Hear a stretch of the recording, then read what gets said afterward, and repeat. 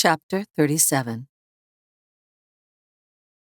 John, I'm still holding on to hope that I will see you again before this disease finally takes me. I'm still feeling okay, but the pain is increasing, especially in the mornings. Everyone here is trying their best to help me, but it's obvious we are fighting a losing battle. I know I haven't mailed any of these letters, mainly because I'm scared. Because if I send them and you didn't respond, that would devastate me. It's easier to hold on to the thinnest thread of that hope that you will just show up here one day. I love you, John. I always have. Dad. Why am I always asking if this is a good idea? Mary asks as she stands just off the porch, looking up at John. Maybe because I'm always doing stupid shit, he says. But what choice did I have? I couldn't send her back to Zeke, and there was no way that I was going to kill her. Do you believe what she told you? I wasn't so sure at first, but Jason and Lori seemed to back her up. I can't believe a woman would lie about something like being raped. They don't. He nods. So you believe her too? I do. I just wanted to make sure we were on the same page. You know what that means, don't you? He looks at her and frowns. We're going to have to rescue her friends when this is all over. Yeah.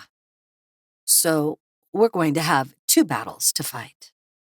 Let's just worry about one thing at a time, John says, smiling at her. Yeah, I've already thought about that. He steps down into the gravel-covered area in front of the house and looks down the driveway. Walk with me, he says. Her brow furrows and a grin sneaks out a moment later. This sounds serious. He shrugs. It's not that bad, but what? She asks, as they begin walking down the winding drive to the front gate. Did Robin talk to you? About what? She sort of came at me yesterday when we got back from our scouting trip. Came at you? Yeah, I'll say that I was a little scared, he said, grinning at Mary. She said she's not a child. Told me not to call her Birdie anymore. Well, she is growing up. John looks down at the ground for a moment before looking at her again. She wants to fight. She says she needs to help protect you and Jake, and me. Mary frowns. What did you tell her? John pauses for a moment, unsure how to answer. But then he decides that the truth is probably the best way to go. I told her I thought that was a good idea.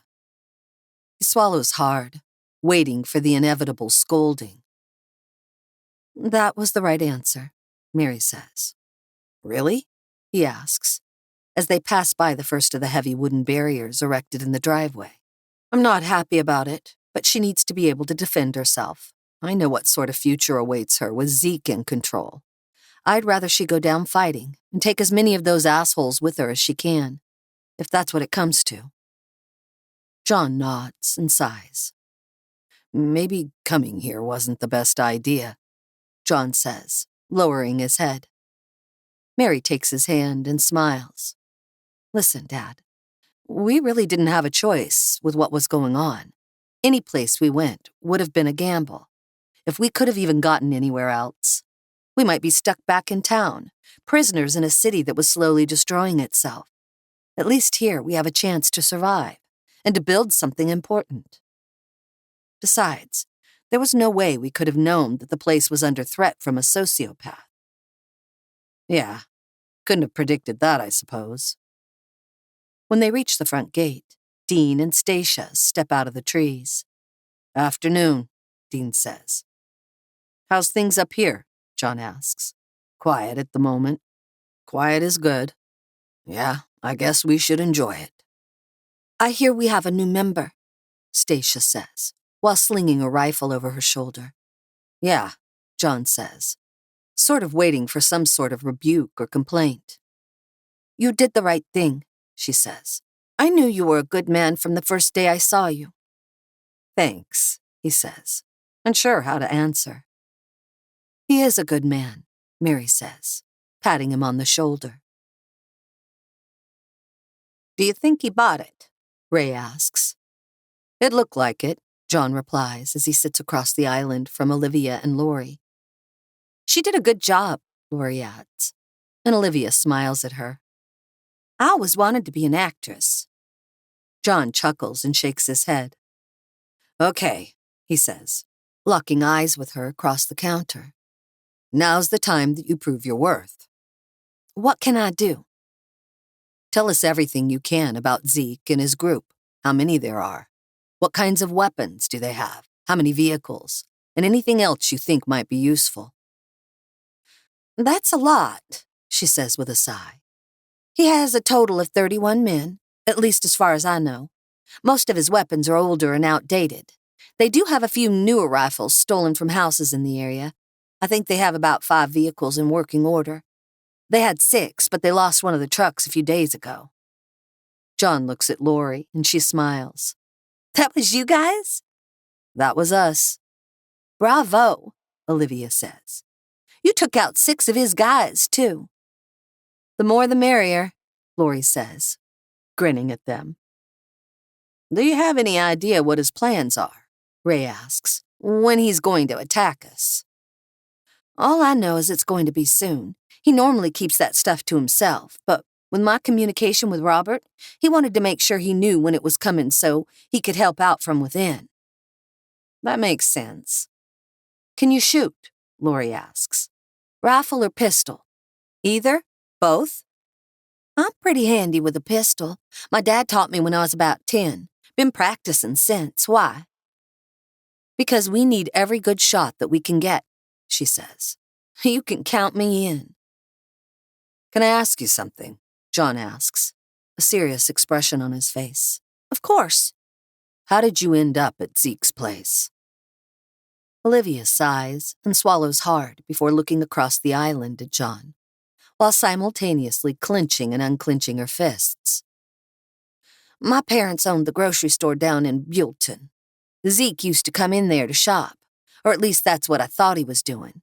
Turns out he was scouting me. Scouting you? Lori asks. Yeah, he was looking for people to join his group, and I was one of his targets. Didn't you know he was bad news?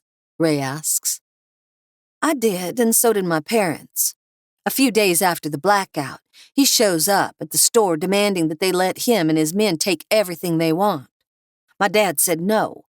So he pulled out a gun and shot my mom in the head. Holy fuck, Lori says. My dad lunged for an old shotgun he had behind the service counter, and Zeke shot him too, but just in the stomach and leg. He told him he wanted him to suffer. Said he wanted him to look at his dead wife until he finally died. I tried to run, but a couple of his goons caught me. He told me that if I wanted to live, I would come with him. Or he could just kill me now. She pauses for a moment, her eyes filled with tears. Lori gets up and walks over to her, gently wrapping her arms around her and holding her close. Ray and John just look at each other, sad expressions on their faces. After a few minutes, Olivia pats Lori on the arm, and she finally releases her.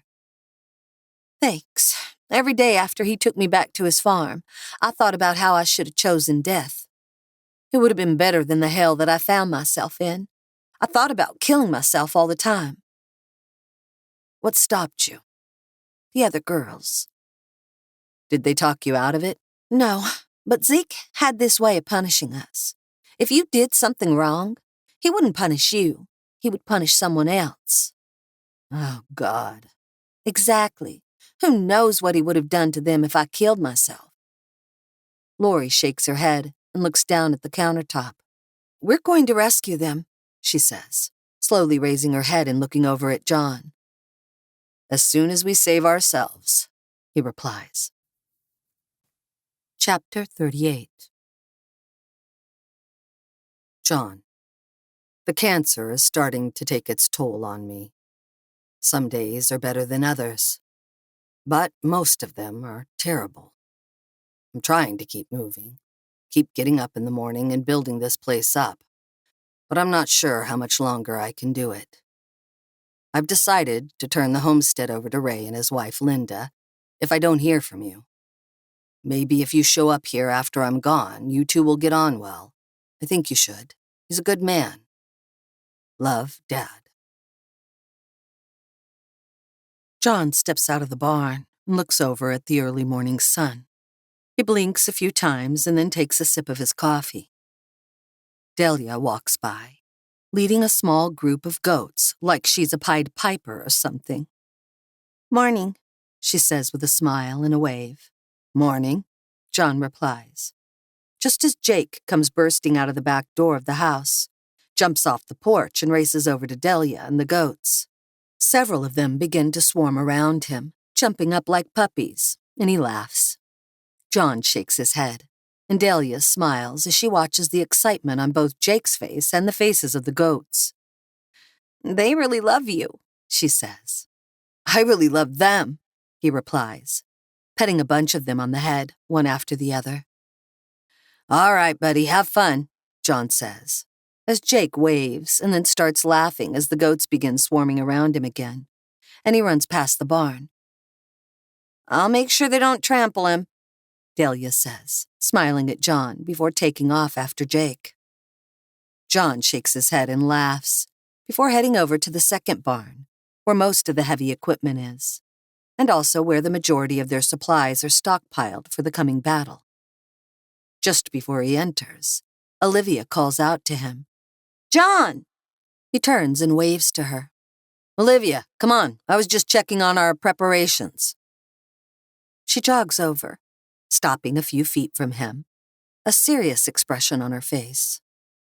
John looks at her and frowns. What's the matter? He asks. Can I talk to you about something? Sure, he says as they enter the barn.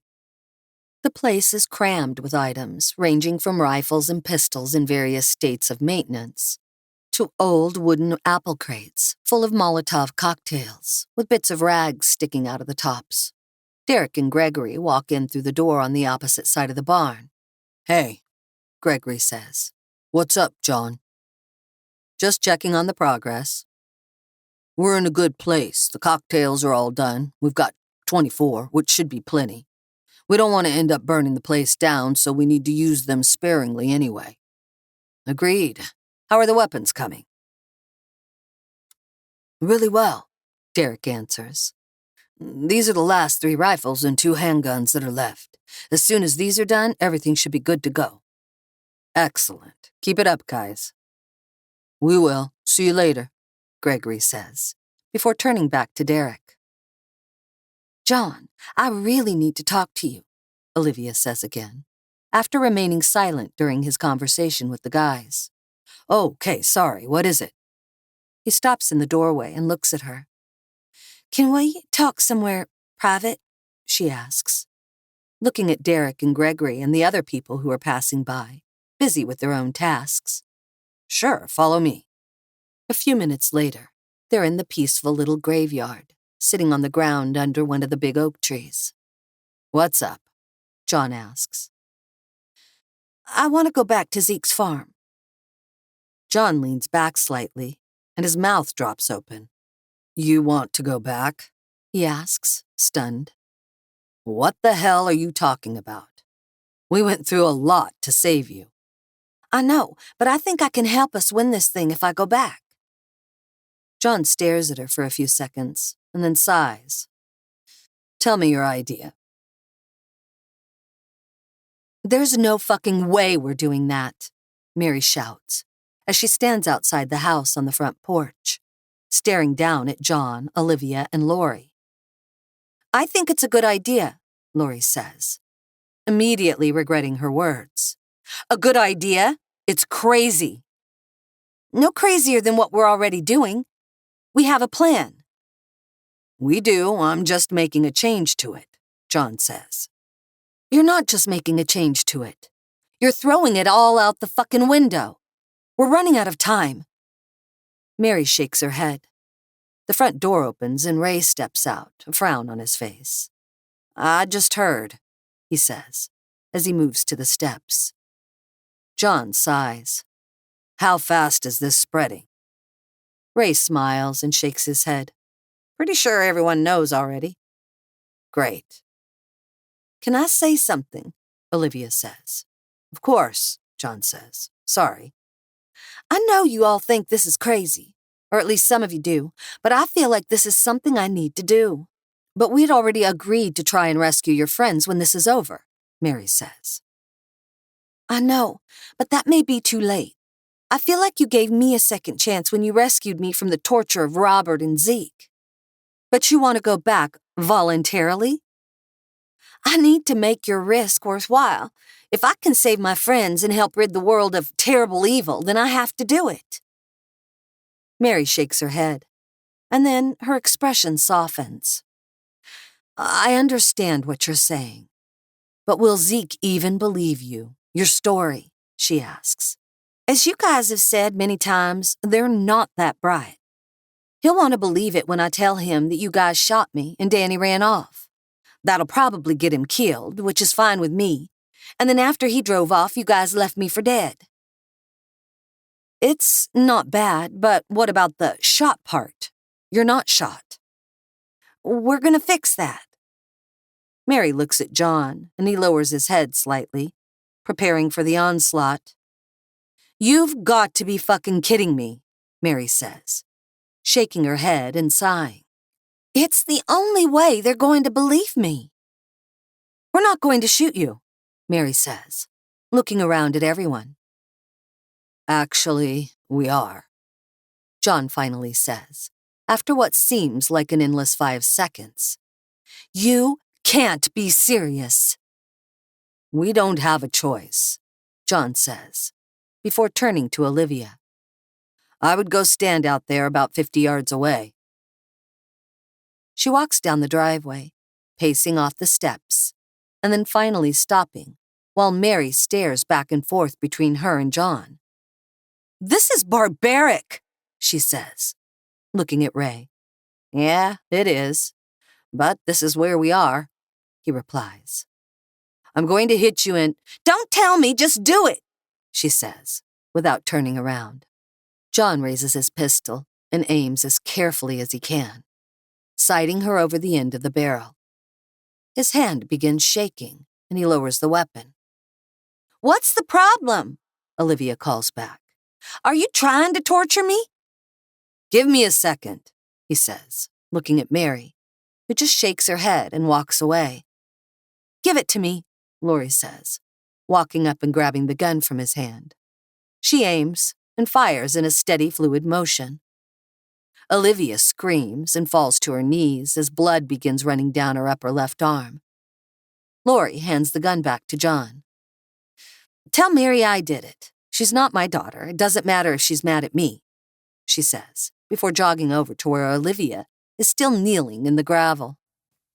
Chapter 39. John. It's one of the better days today.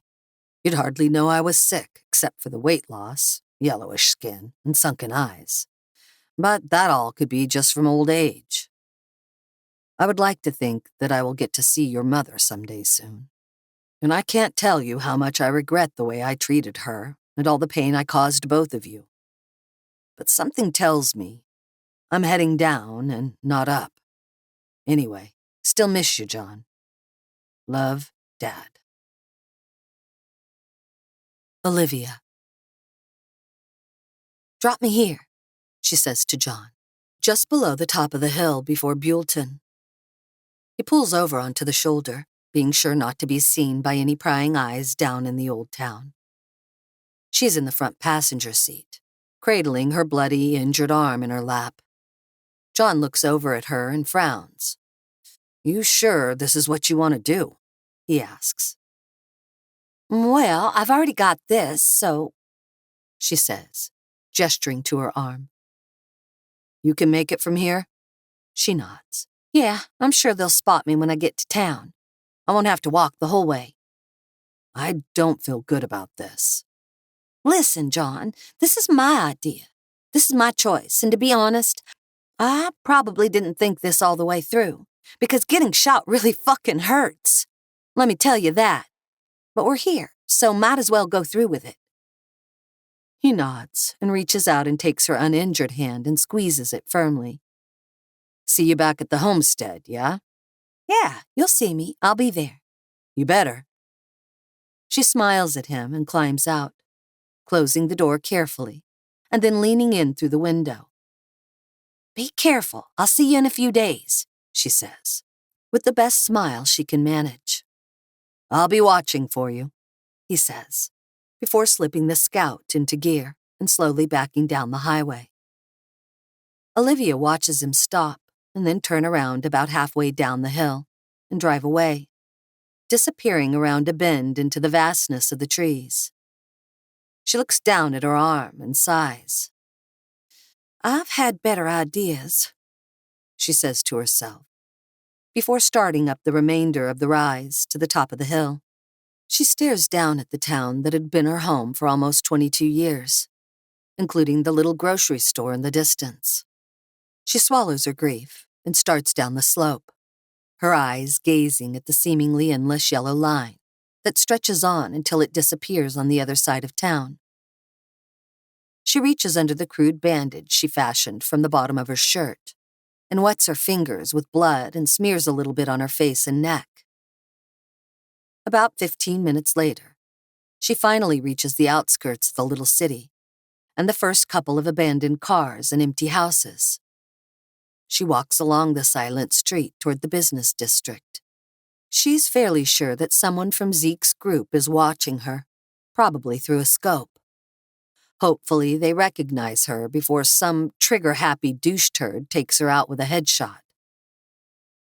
When she reaches her parents' old store, she pauses for a split second and utters a silent prayer for them before passing by.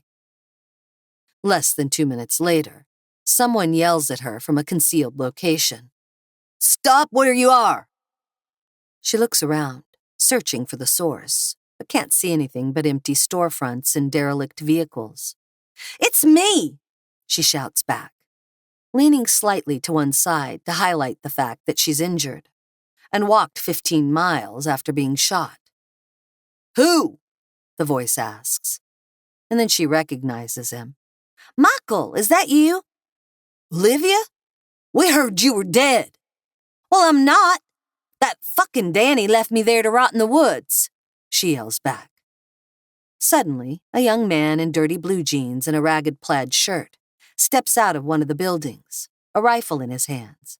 Holy crap, Olivia, he says, grinning at her with crooked yellow teeth. How the fuck are you alive? It's a long story, Mike. Can you help me get back to the farm? Sure, he says, rushing forward and taking her uninjured arm. Are you hit anywhere else? No, but it's been bleeding a lot. I feel like crap. I'm sure, he says, as he leads her toward an old white sedan with bald tires. Zeke is not going to believe this. He opens the door and helps her inside. Let's hope he does, she says quietly to herself, as he walks around the back of the car and climbs in behind the wheel. That looks like it hurts. Yeah, no shit, she replies, with the best fake smile she can muster. John. Come on, let's get this thing into place, he grunts, as he and Derek heft the last of the vehicle barriers into place on the driveway. The 400-pound wooden constructs are buried in post holes nearly 3 feet deep. That thing ain't moving, Derek says, slapping the top of the crudely hewn log beam, before wiping the sweat off his brow. That's the plan, John says, as a bead of perspiration rolls down his neck and soaks into his shirt collar. That should be the last one. Yeah, I think it is. They should work, Derek says, admiring their handiwork. They only need to stop a vehicle or force it to go slow enough so we can toss a few Molotov cocktails into it. Then they should work perfectly. Can you finish packing the dirt around the posts while I go check on the barn preps? Sure thing, John. He starts walking back down the driveway, stopping every now and then to check on a barrier or other defensive structure that they've installed. He crouches down in front of another makeshift cinder block wall and adjusts a couple of the bricks to improve its stability. When he stands up, he spots Lori walking across the parking area in his direction. "I feel like shit," she says, frowning at him. "Why, you sick?" "No, I feel like shit for shooting Olivia." John shakes his head and puts his hand across her shoulders. "We had to do it." "Yeah, I know, but still." "You can tell her you're sorry when we come out the other side." She chuckles quietly. "I'm afraid she might shoot me, by accident." "You never know," he says, shrugging at her. "Let's go check the log traps." "What the hell is a log trap?" she asks. "You'll see," he says, before turning and heading into the woods off the side of the driveway. Lori follows directly after him, delving into the thick undergrowth. After a few minutes of moving through the trees, John stops suddenly and looks at her. "Stop," he says, putting his hand up. She freezes in place, her brow furrowing. "What? What's the matter?" He points up into the lower branches, where a log about 5 feet long and 4 feet thick is hanging by 2 ropes. "What the fuck is that?" Lori asks. "That's a log trap." "How does this work?" "Tripwire," he says, bending down and moving some of the leaves, revealing a thin silver line strung between 2 trunks. "Hit that, and this thing hits you." "Jesus, who the hell came up with this?" "Daniel." "That's sick. You're going full Rambo, aren't you?" "If that's what it takes. You can also just cut this rope," he says, pointing to a line running up the side of the trunk. She nods. "Impressive. I thought the barbed wire nets buried in the weeds was nasty. But this is an all-new level. How do we get someone to trigger it?" "That's up to us, funneling them along these faint trails," he says, gesturing to the slightly compressed trail of undergrowth. "Sounds like a plan." Chapter 40. John, I think my days are coming to a close. I haven't left my bed for close to a week. This is no way for someone to live.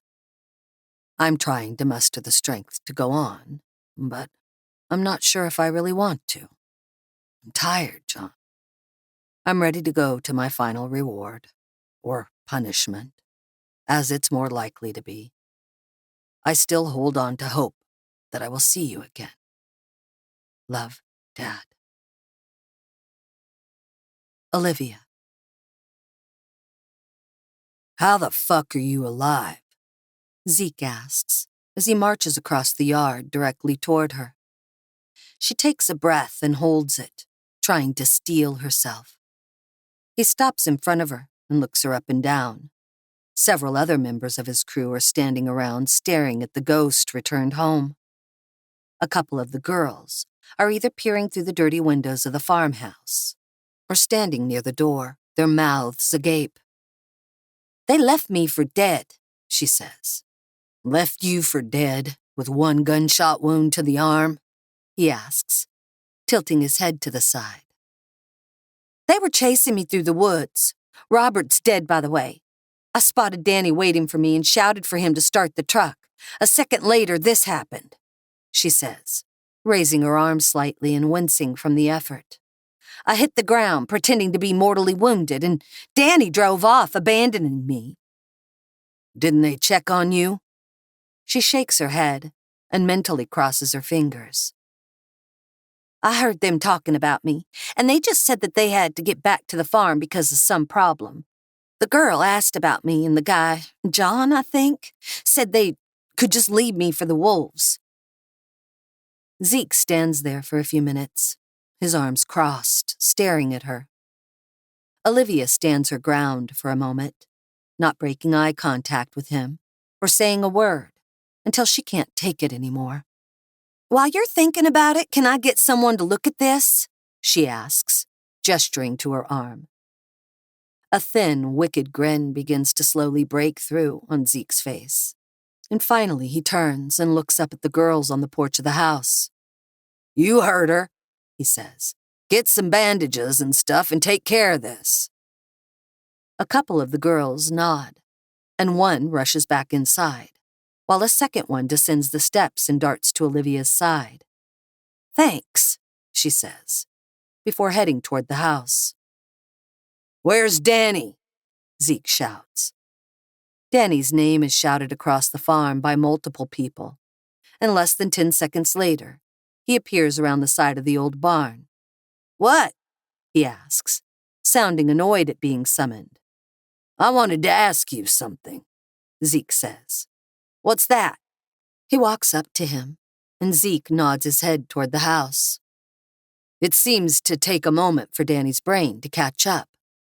But finally things seem to click, and he stares slack-jawed at Olivia as she climbs the steps up onto the porch. "How?" he asks. "I thought you said she was dead, and you only left her after you checked on her." Well, I did try and..." Zeke puts up his hand to stop him from talking, before suddenly reaching into his belt, pulling out a handgun, and firing 2 slugs into his chest. Some of the other men gathered around shout or scream as he collapses face down into the dusty ground. But no one moves to help him or say a word to Zeke. No one seems to notice that not one of the girls has any outward reaction to the killing. "I hate liars," he says out loud, before looking over at Olivia. "Welcome back." She just nods at him before disappearing inside the rundown house with the other women. As soon as they have her inside, they bustle her into the ramshackle kitchen. A tall girl in her early 20s, with long hair and blue eyes that look like ice, moves Olivia into a chair. "Why did you come back here?" she asks, locking eyes with her while the 4 other girls stand near the table. "Keep a lookout," Olivia says to them, ignoring the question. One of the girls moves back to the front door, watching out the windows, while a second leans against the wall by the back exit, peering through the dingy white curtains. "What's going on?" the same long-haired girl asks again. "I came back to save you, Rose," she says, "and the rest of you, too." "Save us? Are you really even shot?" "Yeah, I'm fucking shot," she says, shaking her head. "Okay, so how are you planning on saving us?" She looks at the other girls and grins wickedly. "By making sure all these sons of bitches get killed." John. "All right," John says. "Take a breath, hold it for a few seconds, and just squeeze the trigger." The sound of 3 rifles firing within 2 seconds of each other echoes across the fields, and the shooters look up with hopeful expressions on their faces. Robin grins as she focuses on the hole directly in the center of the metal plate, with a crude target drawn on it, with yellow chalk. Gregory doesn't look as happy. "I'm not going to get this," he says grumpily. "You have to practice," John says, walking over and patting him on the shoulder. "I've never been good at this." "I get that, Greg," John says. "But this battle that's coming, I think you're going to rely more on the perceived threat of force than actually killing people. If you can just shoot close enough to scare them, that may be enough to force them to retreat." "Yeah," Lori says as she walks over, a smile on her face. "They're a bunch of fucking cowards." John looks at her and shakes his head. "That may be true, but we've already gone over this. Cowards can still kill you, so don't put all your faith in that." "What about Zeke?" Greg asks. "Well, Zeke? We're going to kill that asshole," Lori replies. "I think we're going to have to kill him. I'm hoping that his death will bring an end to this threat." "Hopefully." Lori looks downrange at the targets and then smiles at Robin. "Look at you go, girl," she says to Robin, a huge smile on her face. "My dad taught me, and then Grandpa improved it," she says, looking up at John with love in her eyes. "You are always good," John says, smiling at her. "Can we get back to shooting?" Julia asks from her position at the far end of the makeshift shooting range. "You can just shoot," John says. "You don't have to wait for me." "Oh, okay." She peers down the barrel and fires 3 shots in quick succession, each slug digging deep into the target within the central circle. "Holy fuck," Lori says. "You're already a good shot. What are you even doing here?" She smiles at her and hands her the rifle. "I just wanted to brush off the cobwebs," she replies before walking away. "Did you just want us to see you shoot?" "Sort of," she calls back before vanishing around the side of the barn. I think we might be able to win this thing," Lori says to John. "It's a possibility." Ray walks out of the barn and waves to John. "What's up?" John asks. "Just an update," he says, as they begin walking out away from the house toward the crop fields. "Dahlia and Jake just finished moving the goats and chickens down to the new temporary pens by the river cabin." "Good. Was he helpful?" "Dahlia said she couldn't have done it without him. The goats seemed to love him." John laughs and shakes his head. "That seems like Jake."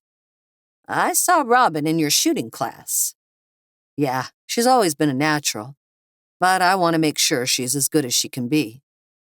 Ray nods. "I get that for sure. So we're going to have her and Aaron in the fire tower, right?" "That's my plan. Robin is a really good shot. I would have been comfortable in Iraq with her having my back." "How does she feel about that?" "She's good with it. I know she knows that I put her there to protect her to some degree, but it's also a great place to snipe from. I also think we should put Julia up there, too." "Julia? Really?" "Yeah, she seems like a sleeper." "That works for me." John looks up as they approach the tower. Aaron looks down from the observation deck and waves. "Hey!" she shouts, and John waves back. "Everything okay up there?" he asks. "Yeah, it's all good." "You have enough water and food?" "Well, we could always use more snacks," she says, smiling down at them. "Okay, I'll see what I can do," John says. Chapter 41. "John, you came to me in a dream last night. You and I walked down by the river, skipping rocks across the calm pools and laughing about old times. I know it was just a dream, but it felt real to me, at least in the moment. But in the harsh light of the day, I know it was little more than a fleeting wish of a dying man. Love, Dad." Olivia. "You got them to shoot you and send you back here to help us?" Rose says, while sitting across from Olivia at the kitchen table. "Yeah." "Whose idea was that?" Kim asks as she stands near the opening that leads to the modest front room. "I'm gonna guess it was hers," Rose replies, looking over at her friend. "Yeah, for the most part." "I still can't believe they just shot you." Olivia looks down at her freshly bandaged arm and grins. "That was not an easy choice, but sometimes we have to do what we have to do." "So, what's the rest of your plan?" Kim asks. Olivia looks at her and then at Rose. "I was hoping you could help me with that." Rose shakes her head and grins. "Why am I not surprised that you don't have the rest of this worked out?" "That's why I came back," she says, "to get your input." "Yeah, right." "Ken's coming," the short girl with the blonde hair by the front door says, and everyone stops talking. "Thanks, Tina." Rose grabs Olivia's arm and starts unwrapping the bandage. "Ow," she says, frowning at her. "Sorry," she whispers, before finishing loosening the binding. The front door opens and a big man with black hair and a scruffy beard strides in. He glares at Olivia and then looks at Tina. "Let's go," he says to her, grabbing her arm and dragging her down the short hallway toward the bedroom. She closes her eyes and goes along with it, while the others stand by helplessly. The moment the door closes, Olivia looks at Rose.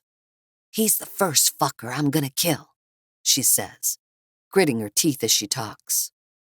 "We need to come up with a plan," Rose says quietly, while Kim moves to the front door, pushing the faded curtains aside.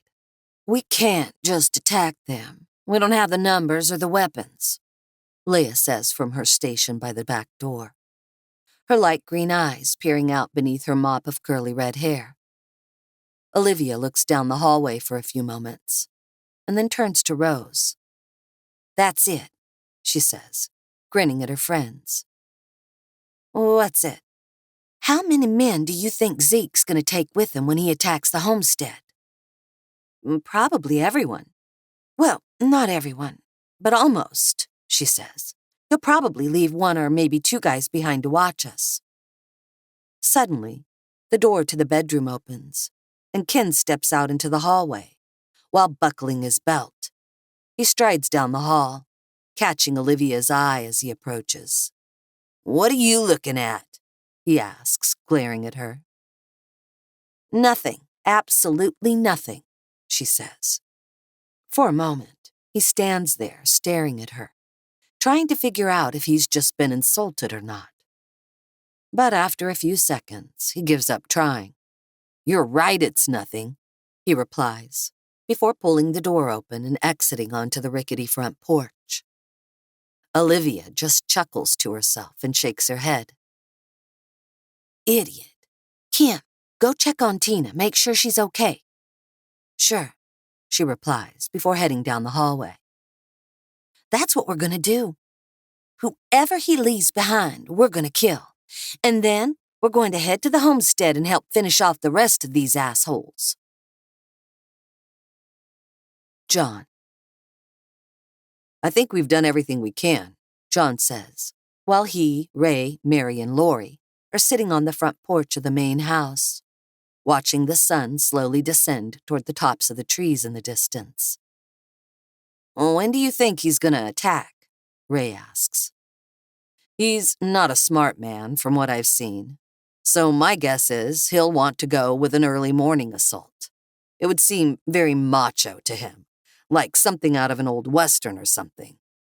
Yeah, he's a bit of a dick, Lori says. Well said. The door opens, and Linda walks out, carrying a small tray loaded with glasses, each one filled with a dark brown liquid. Ray looks up at her and smiles. You didn't have to go to the trouble, he says. I can take them back in if you feel that way, she says, grinning at him. No, no, no, everyone says all at the same time. She smiles and hands Ray the tray before taking a seat next to him. She hands the glasses out, each person passing on to the person next to them, until everyone has their right hand full. John swirls the dark liquid around in the glass before taking a sip. He takes in a quick breath as the liquor slides down his throat, leaving a satisfying burn in its wake. Nice, he says. Smooth. Yeah, one of my favorites, Linda says before downing the entire glass in one mouthful. Impressive, Mary says with a laugh. Thanks. My daddy taught me to drink like a man. He said it would impress the right suitor and scare off the wrong ones. Did it work? She looks at Ray and then smiles broadly. It worked pretty well. He takes her hand and places a gentle kiss on the back of her palm. I wanted to tell you how much I appreciate what you're doing for us, she says, looking at John and Mary. You don't have to thank me, John says.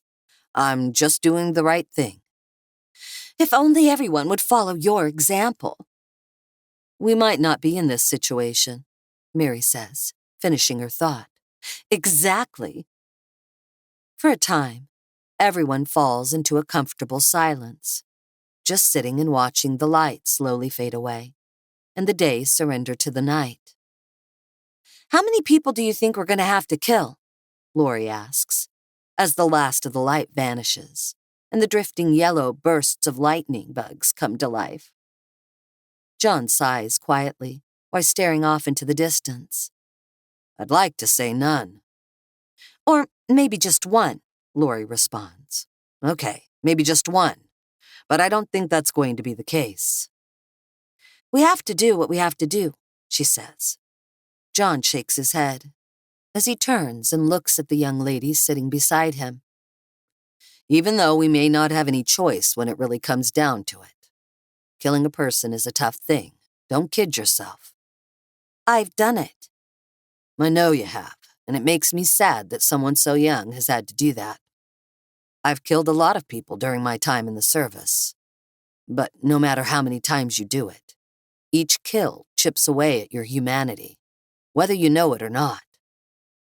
She frowns at him. I don't feel bad about it. I know you don't now, but down the line somewhere, the faces of those that you've killed will come back to you. Trust me, I know. Lori lowers her head slightly. I think we should try to limit the killing as much as we can. There are many strategists who say that wounding an enemy is better than killing one. How is that possible? Because if you wound a soldier, his companions might try to save him, taking at least 1 or 2 additional combatants off the battlefield. I know I've said different things at different times, but these people here aren't killers, and we don't need to turn them into that. I'm arming Robin, but the last thing I want is for her to take another human being's life, no matter how scummy they are. Except for Zeke. Definitely, Zeke is the exception. Cut off the head of the snake and the rest will die, as they say. Chapter 42. John. Today is a good day. I feel better than I have in months, and I'm out of bed for the first time in weeks. We're finally finishing up the second barn, and we pulled in our first crop from the fields. It was even better than I ever expected. The only thing missing is you, John. I hope you got the package from my lawyer and are at least considering coming up here. Still holding out hope. Love, Dad. Olivia. Has anyone heard about anything when they're planning on heading out? Olivia asks the other girls, as they're sitting in the living room, all the lights out, the room in near total darkness. Tony said something about the day after tomorrow, Leia says. But he was fucking me at the time, so who knows if he was just spouting shit. That's the best we've got, Olivia says. So let's figure on Wednesday morning. What exactly is our plan? Tina asks from over by the window, where she's watching out for unwelcome intruders. We're still putting the finishing touches on it, Olivia says, looking at Rose, who nods her head. Our other problem is Zeke, Rose says. I agree, Kim says. Are we 100% sure that he believes you? No, I'm not, but so far he hasn't confronted me on it, and he did kill Danny over it, so I think we're in the clear. Billy's coming, Tina whispers loudly. Tina and Kim rush into the living room and throw themselves down on the floor, pulling blankets up and closing their eyes. A moment later, the front door is flung open, and a skinny, mean-looking man in his mid-30s stomps into the room and plops a box down on the floor. Get up, whores, he shouts. They all open their eyes, feigning sleepiness, and looking around with confused expressions. What do you want, Billy? Olivia asks while rubbing her eyes. Zeke wants these cleaned and loaded by the morning. Why can't you do it? What? He shouts, glaring at her and taking a step forward. Olivia holds her ground, locking eyes with him. What are you yelling about? I was asking Kim, she says. He looks confused for a moment and then frowns at her. Just get it done, bitches, he says, before turning and storming out the door. Leia looks at Olivia and shakes her head. You just love messing with them, don't you? I do, she replies with a wicked grin. Rose looks at the small wooden apple crate full of guns and sighs. Well, I guess we should get started. She pulls a knockoff assault-style rifle out of the box and ejects the magazine, setting it on the floor before searching through the crate for the correct ammunition to fill it. Hold on, Olivia says. Here's where we start. What are you talking about? You know, some of these rifles might misfire tomorrow. Is there something wrong with them? Kim asks as she walks over and looks at the one that Rose is holding. There could be, Olivia replies with a wicked little grin. Ah, I gotcha, Rose says. She opens one of the little boxes of bullets and pulls out a smaller caliber one than are in the magazines she's working on, and pushes the cartridge in amongst the others. Oops! Kim starts laughing, and Leia moves to the window while shaking her head and smiling. Well, I guess we should get started getting these things ready for the boys, Olivia says, before picking some of the guns out of the crate and handing them out. John steps out onto the back porch, closing the door behind him as quietly as possible. A raccoon on the ground near the barn spots him and darts away into the darkness, his eyes flashing in the moonlight. John looks across the space between the main house and the old cabin. He sighs and descends the 3 steps to the hard, dusty ground, his boots crunching softly as he walks. The closer he gets to the cabin, the faster his heart begins to beat. Beads of sweat form on his forehead, and he can feel his hand shaking as he touches the whitewashed porch post. Turning around, he looks back at the house to make sure no one is watching before climbing the 3 steps up onto the porch. He stands there for a few minutes, just looking at the dingy windows, the peeling paint on the doorframe, and the 2 rustic rocking chairs set on either side of a small wooden table. The fragments of memories begin to form in his mind. Fishing with his dad down by the river, practicing shooting out behind the cabin, and learning how to start a fire from scratch. He sighs and moves toward the door, when it suddenly opens, and an old man with white hair and a beard looks at him. Dad? John. How are you here?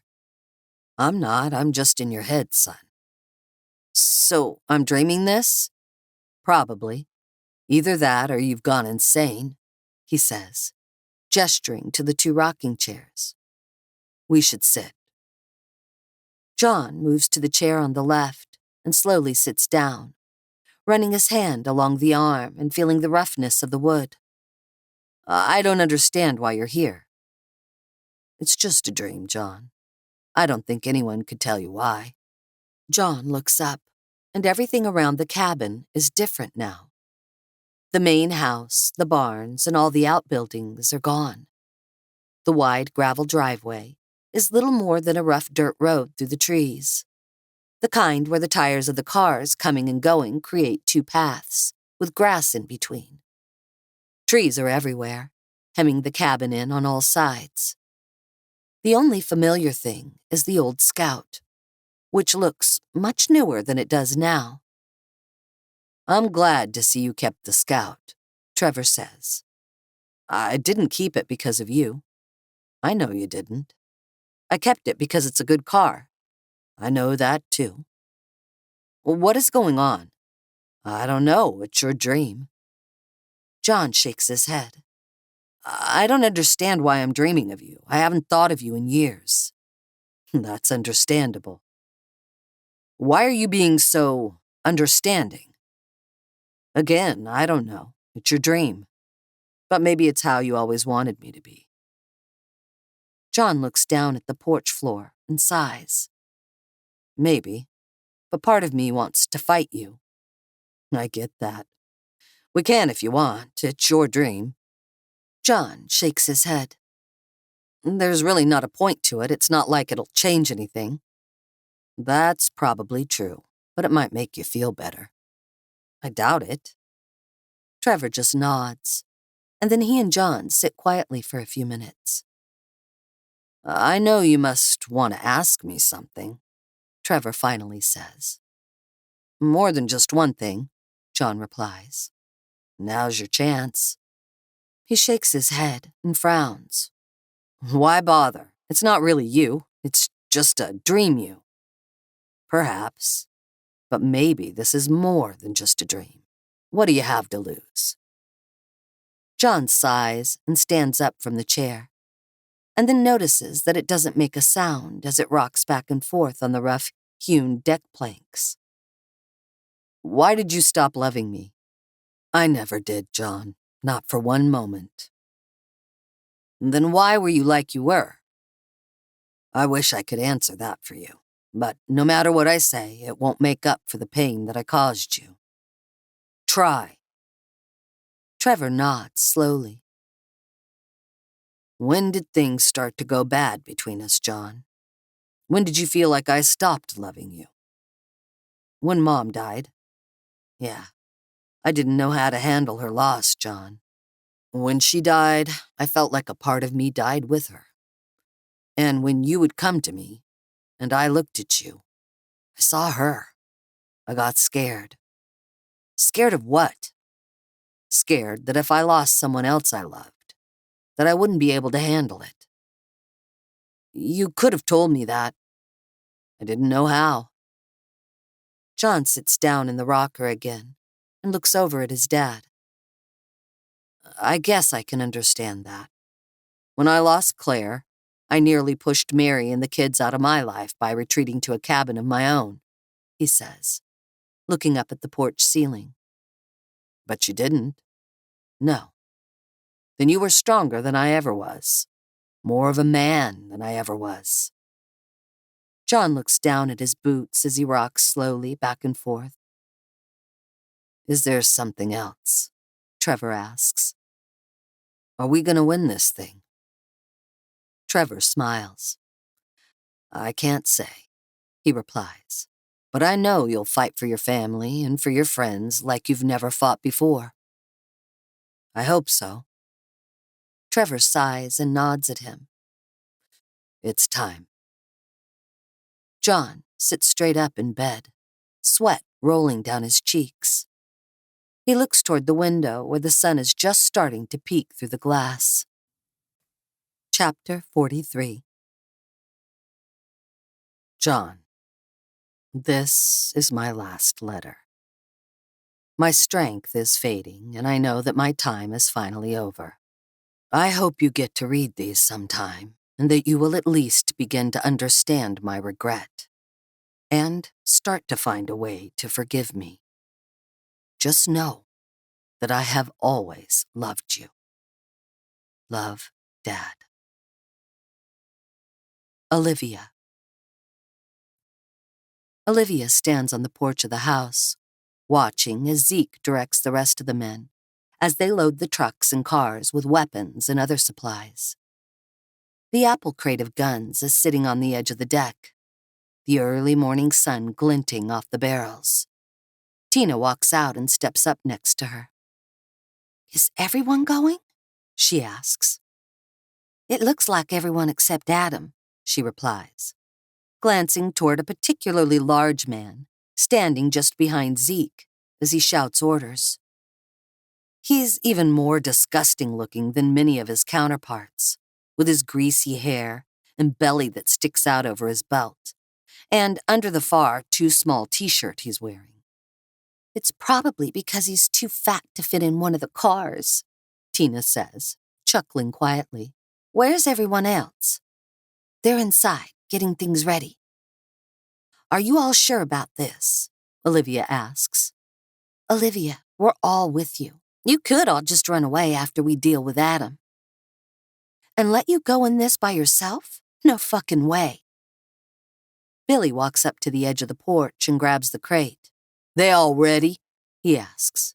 Oh yeah, they're all ready, Olivia replies. Better be. I'll see you when I get back, he says to Tina and licks his lips. She smiles at him, but the moment he walks away, she spits on the ground. Pig. Everyone starts piling into the cars and trucks, leaving one small 4-door sedan behind. Zeke walks over to the porch and looks up at Tina and Olivia. You sure you don't want to come along? He asks. Get a little revenge on them? My arm is still killing me, she says. But kill a bunch of those fuckers for me, okay? Oh yeah, he replies with a sick smile, before turning and heading over to the lead truck and climbing into the passenger seat. They rev the engines a few times before heading out, leaving a cloud of dust and fumes behind them. The moment they're out of sight, Olivia shakes her head. Idiots. She turns and looks at Tina. Come on. They head inside, where Leah, Rose, and Kim are sitting at the kitchen table, sharpening a collection of knives, cleavers, and other kitchen tools. Are we all ready for this? Olivia asks. Who did they leave behind? Rose asks. Adam. Ugh. I'm ready, Kim says before standing up, grabbing the cleaver off the table and heading to the back door.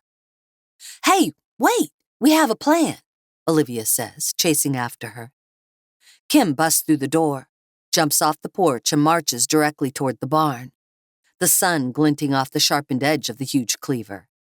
Kim, Olivia hisses, we need to be careful about... Adam, Kim shouts, when she's about 20 feet from their morbidly obese guard. He looks over at her and grins, his yellow teeth peeking out from under his lips. Kim, my favorite, he says. Did you need some... Before he can finish his sentence, she flings the cleaver. It flips end over end a few times before striking him directly between the eyes. He stands for a moment, his hands quivering, before collapsing face down in the dirt. You were saying? Kim says, turning to Olivia. Never mind. John. John spins around and watches as a flare shoots up into the air, arcing in the direction of the barn. They're coming, he shouts, and races around to the front of the house. A moment later, a second flare rockets into the air, leaving a trail of white smoke off to the west. Shit, Ray says as he hands John a rifle. We've got some approaching through the woods. I've got the front, you take the woods, he says. I'm on it, he replies, before stopping. Good luck. You too. Delia comes charging out of the barn and races toward the house.